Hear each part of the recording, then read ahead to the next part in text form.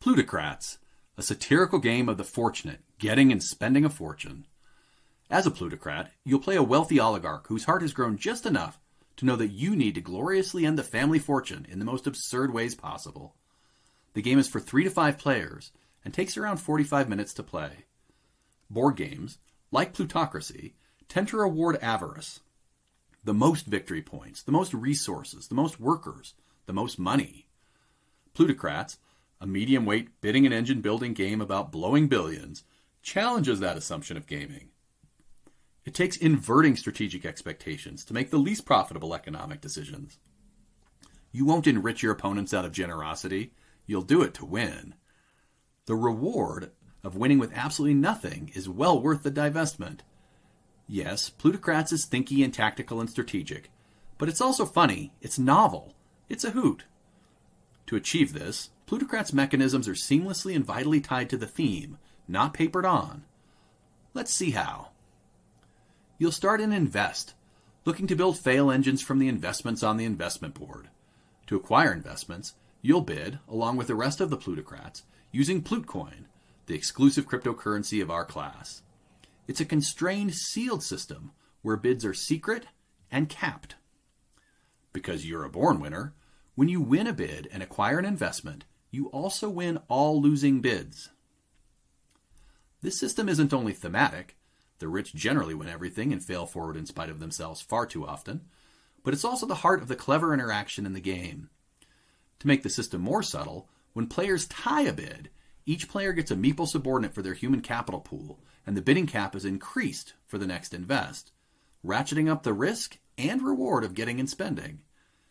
If you really want to win an investment, you can assign one of those subordinates to a bid as an influencer to put your thumb on the scale. In Plutocrats, sometimes players need to win an investment.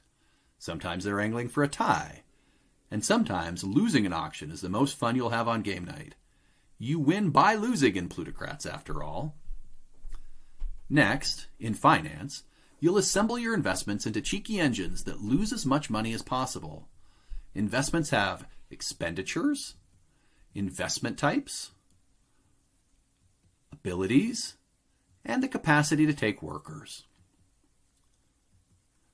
Remember the subordinates you got for ties during an invest? They have 3 uses, and one is to be assigned to an investment as a worker, which increases the expenditure of that investment.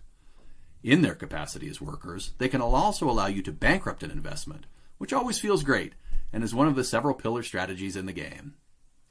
You can also zag when your opponents zig and go all in on an engine by combining investments into enterprises. Enterprises are too big to fail, so you can't bankrupt them, but there are many combos and advantages to these pairs and trios. To make an enterprise, just assign a subordinate as a corporate lawyer. And if you don't like an investment, you can always sell for a profit. The engine building of finance is made easier because every investment does precisely what players assume it should do, based on its title, and since the combos are both mechanical and thematic. After every game of Plutocrats, win or lose, you'll have made a fun, thematic narrative. After everyone is finished with finance, which is conducted simultaneously, players narrate their finance and pay their debts in turn order during close. If multiple players go broke in the same close, the winner is the player with fewer investments.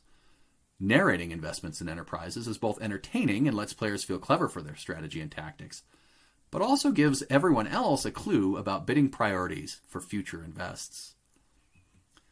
An intrinsic challenge of bidding in auction games is that they often overly privilege encyclopedic knowledge of the game and have a first mover advantage. Plutocrats mitigates these through windfalls and your CEO.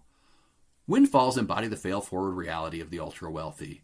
When they appear on the investment board, the bidding process is identical to investments, except the windfall immediately resolves for all players except the player who won the windfall. Investments you bid on to get, and windfalls you bid on to get out of. This adds a fun sub-puzzle and evens the playing field for players who are a tick behind. Similarly, all players have a gold CEO meeple in their human capital pools. We call ours Sharon. Sharon can be assigned like any other subordinate and returns to the human capital pool after close. The only problem with Sharon is that she's excellent at her job, so anytime she's assigned as an influencer, worker, or corporate lawyer, she makes you 5 Plutcoin. Still, This boon is often necessary to make the perfect enterprise. Games are always better to play again, rather than to labor through superfluous complexity for several hours. Plutocrats does that. Games are great when the theme and the mechanics can't exist without the other. Plutocrats does that too.